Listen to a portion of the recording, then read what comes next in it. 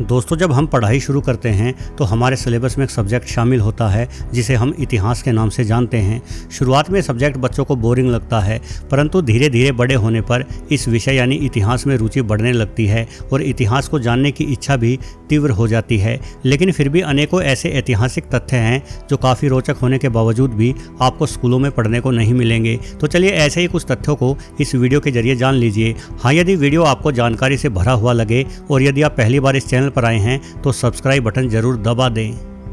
छोटा ice as. दोस्तों, लाखों सालों में एक बार पृथ्वी का तापमान इतना गिर जाता है कि पूरी पृथ्वी ही जम जाती है, चारों ओर बर्फ की चादर फैल जाती है और पृथ्वी की ये अवस्था अगले कम से कम 40 से 50 हज़ार या उससे भी अधिक समय तक बनी रह सकती है। यदि पृथ्वी पर आए अंतिम हिमयुग की बात करें तो इस हिमयुग का समय आज से करीब 25 लाख वर्षों पहले शुरू हुआ था और करीब 11,000 सालों पहले इस हिमयुग का अंत हुआ। इस हिसाब से देखा जाए तो पृथ्वी पर यह हिमयुग लगभग 24,90,000 वर्षों तक चला। लेकिन जरूरी नहीं है कि हिमयुग अर्थात आइस एज हमेशा ही इतने लंबे समय तक चले। माना जाता है कि कभी कभार पृथ्वी पर छोटी अवधि के आइस एज भी आते रहे हैं। ऐसे ही एक आइस एज का जिक्र 14वीं शताब्दी में मिलता है, जिसका सबूत ये पेंटिंग है। इन पेंटिंगों में ये साफ तौर पर देखा जा सकता है कि सड़कों पर हर ओर बर्फ का साम्राज्य फैला हुआ है। सिर्फ ये पेंटिंग्स ही नहीं, उस समय के यूरोप में लिखे ऐतिहासिक दस्तावेज भी ये बताते हैं कि 14वीं शताब्दी की शुरुआत से ही पूरा यूरोप भयानक ठंड की चपेट में आ गया था, जिस कारण कई प्रकार के अनाजों की फसलों में भारी नुकसान देखने को मिला और यूरोप भूखमरी से जूझने लगा। ये छोटा आइस एज 19वीं शताब्दी तक चला। न केवल यूरोप बल्कि भारत में भी इन दिनों काफ़ी अधिक ठंड रहने के उल्लेख मिलते हैं। उत्तर भारत में दिल्ली और राजस्थान में निर्मित हुए अधिकतर प्राचीन किले इसी काल में बने हैं, क्योंकि गर्मी कम होने के कारण उस समय ये क्षेत्र मानवों के रहने के कहीं अधिक अनुकूल जो था। समुद्री डाकुओं का जीवन।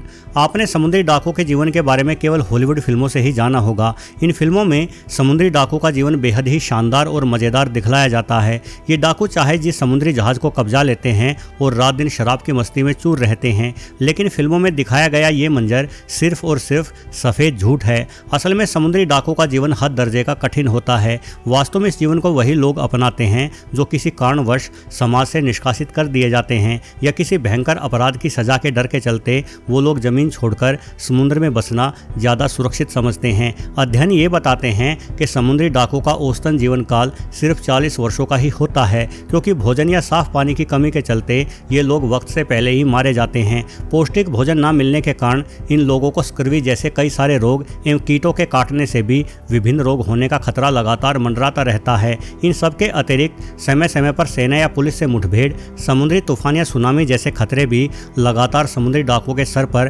तलवार बनकर लटके रहते हैं। यही वजह है कि जितने भी लोगों ने ये पेशा चुना है उनमें से 90% लोग कुछ वर्षों में ही इस पेशे यानी समुद्री डाकू के काम को त्याग देते हैं। ये लोग मौका मिलते ही अपने ग्रुप के सरदार एवं समुद्री जहाज को बीच सफर में ही छोड़कर भाग निकलते हैं। चीन की दीवार। दोस्तों, चीन की महान दीवार के बारे में कुछ गलतफहमियां दुनिया भर में फैली हुई है, जिनमें से पहली तो ये है कि इस दीवार का मूल उद्देश्य केवल उत्तरी चीन को दुश्मनों के हमले से बचाना था। दरअसल इसमें कोई दो राय नहीं कि चीन की दीवार का निर्माण सुरक्षा कारणों को ध्यान में रखकर किया गया था, परंतु इस दीवार के निर्मित होने का एक अन्य प्रमुख कारण व्यापार भी था। चीन की महान दीवार का निर्माण कार्य 300 ईसा वर्ष पूर्व शुरू हुआ था और इस दीवार को आगे चलकर सिल्क रूट से भी जोड़ा गया। इस दीवार के कई स्थानों पर व्यापारियों से कर वसूलने के लिए कर गृह भी बनाए हुए हैं, जिनसे चीन की दीवार के व्यापारिक इस्तेमाल के बारे में जानकारी मिलती है। एक अन्य अफवाह जो चीन की दीवार को लेकर दुनिया भर में फैली हुई है वो ये कि ये दीवार चंद्रमा या अंतरिक्ष से भी दिखाई देती है। कहा जाता है कि चीन की दीवार पृथ्वी पर निर्मित एकमात्र ऐसा इंसानी ढांचा है जिसे अंतरिक्ष से भी देखा जा सकता है, परंतु ये कथन पूर्णतः असत्य है। इस दावे की उत्पत्ति अंग्रेजी निबंधकार सर हेनरी नॉर्मन द्वारा की गई थी। उन्होंने ये कथन वर्ष 1895 में लिखा था और ये वो समय था जब इंसानों ने अंतरिक्ष में जाकर ही नहीं देखा था। ऐसे में हेनरी साहब को न जाने ये अंदाजा कैसे हो गया कि चीनी दीवार को अंतरिक्ष से भी देखा जा सकता है। बहरहाल वर्तमान समय का इंसान चंद्रमा पर भी जाकर आया है एवं अंतरिक्ष में भी, और इन स्थानों पर जाने के बाद ये सिद्ध हो गया है कि चीन की दीवार को अंतरिक्ष से नंगी आंखों द्वारा देखना किसी भी हालात में संभव नहीं है। टोमेटो केचप की खोज।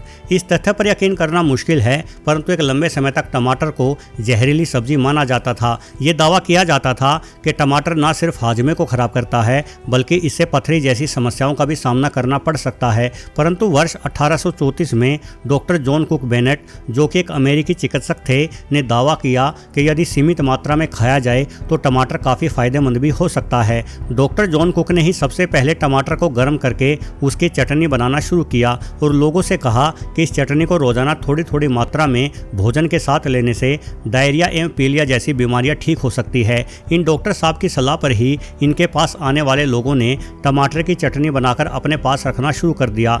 अब इस चटनी को जब इन लोगों ने थोड़े से नमक मिर्च के साथ खाया तो सभी को इसका स्वाद इतना भाया कि देखते ही देखते ये चटनी घर घर की पहली पसंद बन गई और इस तरह से टोमेटो केचप की खोज हो गई।